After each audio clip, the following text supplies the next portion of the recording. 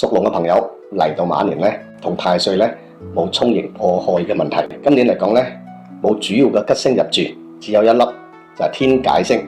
天解星咧係遇到一啲麻煩事咧都可以化解嘅。凶星方面有4粒嘅噃，包括咧天狗、吊客、寡宿同埋月煞噶。呢幾粒星咧主要咧家宅運同埋自身嘅情緒嘅問題啦。事業同埋財運方面啦，屬龍嘅朋友嚟到馬年咧，因為冇主要嘅吉星支持啊，今年咧好靠自己啦。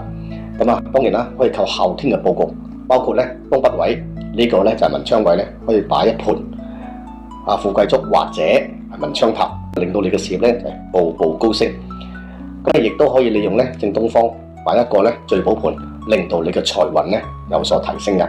感情方面咧，可以喺東南面呢個桃花位咧擺一盤桃花，或者擺一對嘅鴛鴦喺度咧，都有助你嘅桃花同埋人緣。健康方面咧，寡宿嚟講咧係特別影響女性嘅心態啦。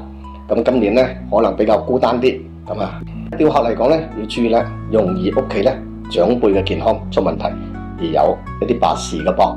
咁啊，總結屬龍嘅朋友嚟到馬年咧就係平平穩穩。如果想運勢最好啲嘅，可以喺正月咧幫家人長輩咧求一求健康方面嘅。如果想自己嘅桃花運、人緣運好咧，不妨用下東北位同埋東南位。最後祝願屬龍嘅朋友喺馬年萬事如意，身體健康，一切向好。記得點讚關注哦。